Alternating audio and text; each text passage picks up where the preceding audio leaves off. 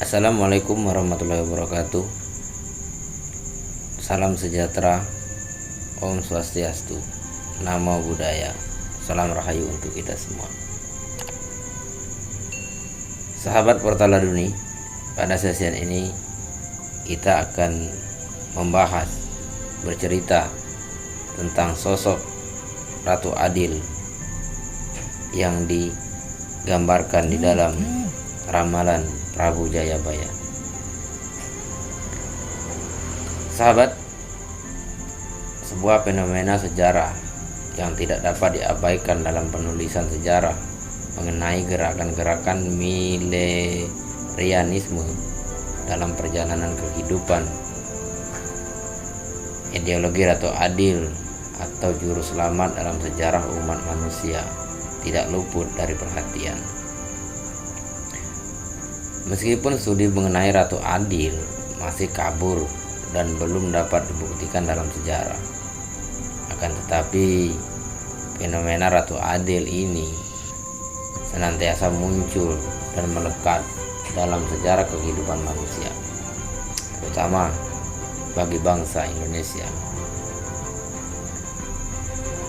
Hal tersebut dapat terlihat pada kemunculan tokoh-tokoh pemimpin gerakan,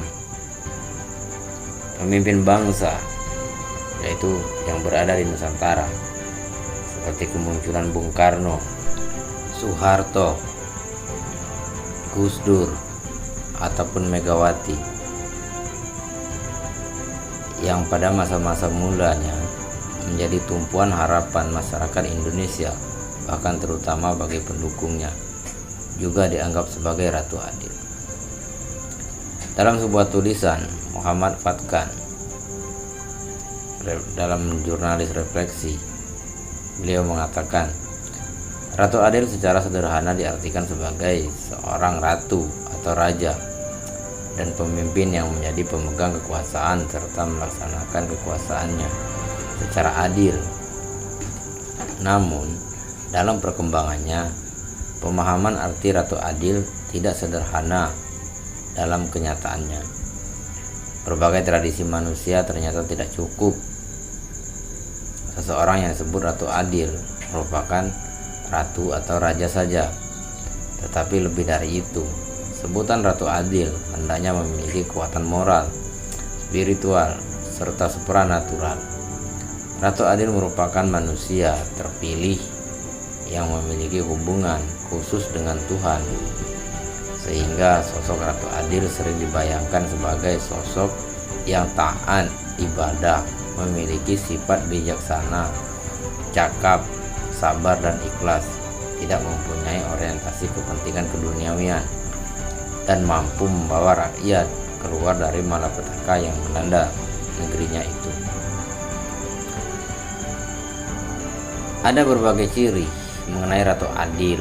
Tidak mudah menunjuk sebuah sosok manusia untuk dijadikan dan dianggap sebagai Ratu Adil, sehingga muncul dugaan-dugaan serta anggapan-anggapan terhadap berbagai macam sosok manusia yang diklaim sebagai Ratu Adil oleh golongan-golongan tertentu.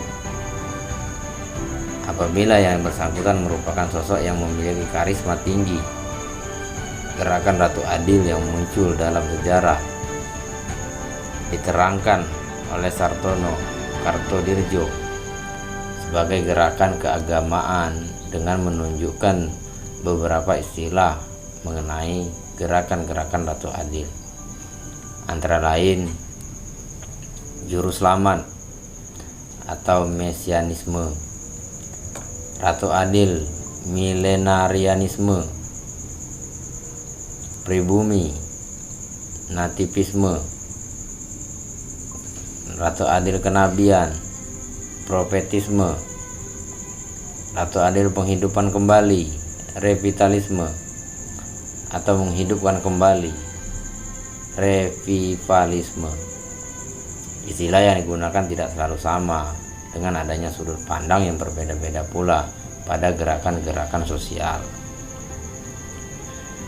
Dalam agama Islam dikenal dengan Imam Mahdi sebagai Ratu Adil. Dalam tradisi Islam, munculnya Ratu Adil merupakan bagian penting terutama dalam golongan Syiah yang percaya akan bangkitnya Imam ke-12 sebagai Imam Mahdi. Ratu Adil dalam agama Islam dianggap sebagai kenabian atau profetisme dalam Muhammad yang muncul sebagai seorang rasul dan menyampaikan risalah agama pada zaman jahiliyah atau zaman kebodohan.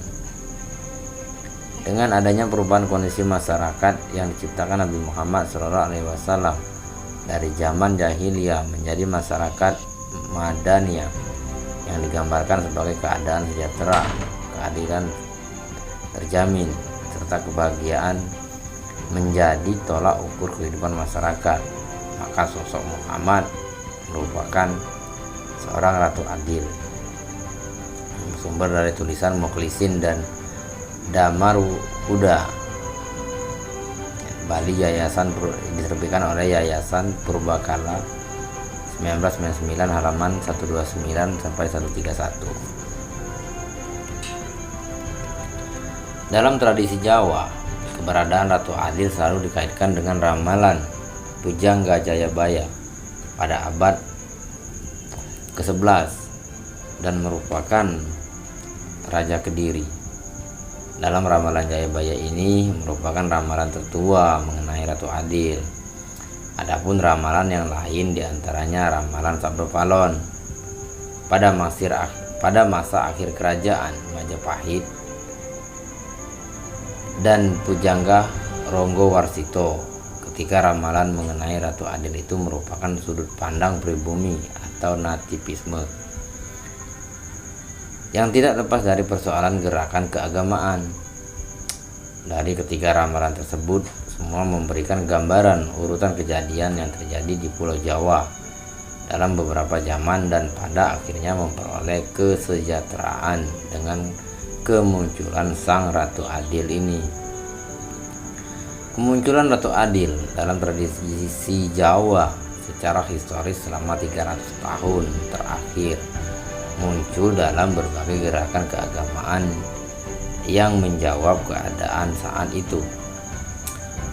Munculnya Ratu Adil dalam sejarah Indonesia khususnya di Jawa selama ini cukup banyak.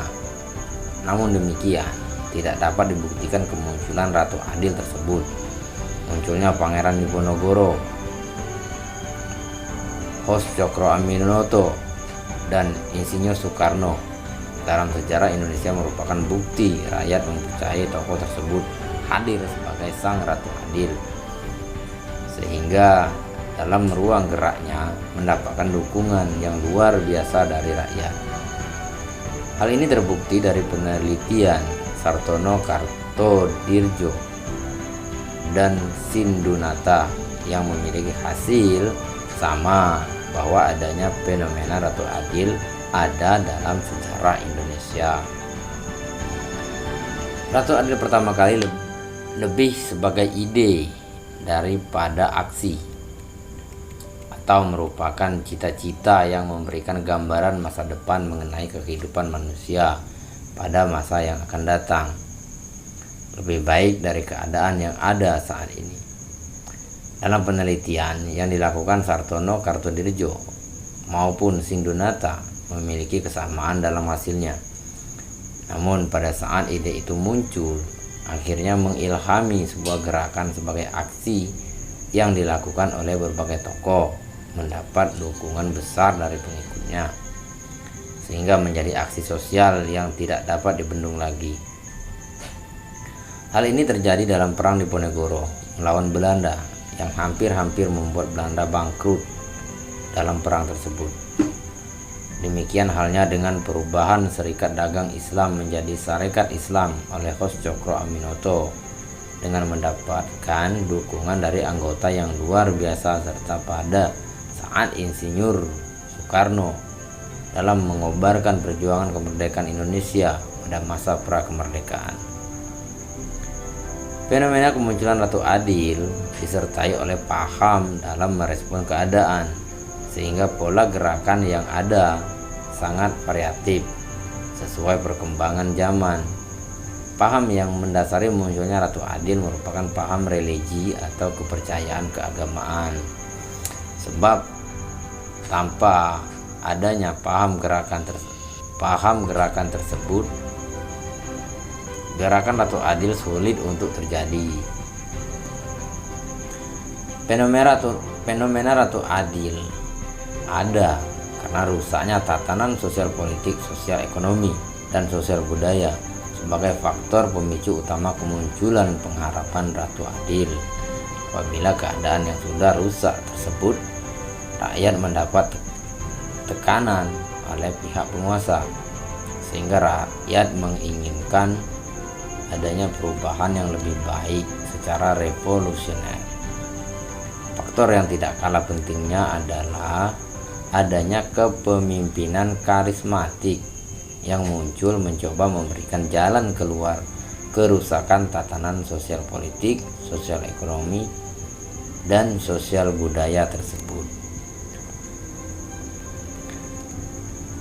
Tata kehidupan yang menindas, tidak adanya perubahan revolusioner yang terus menghimpit kehidupan, akan ditolak bersama dengan sang pemimpin gerakan Ratu Adil ini. Mereka mencoba menciptakan sebuah zaman dengan penuh kedamaian, kesejahteraan, dan keadilan. Dalam falsafah Jawa diungkapkan dengan pepatah gemah ripah loh jenawi, tata tentrem karta raharja, merupakan sebuah cita-cita dan tujuan akhir dari sebuah gerakan Ratu Adil. Sartono Kartodirjo menegaskan bahwa gerakan-gerakan Ratu Adil terbagi menjadi 3 kelompok. Pertama, gerakan-gerakan yang berbasis agraris. Munculnya gerakan ini akibat ketidakpuasan sosial ekonomi.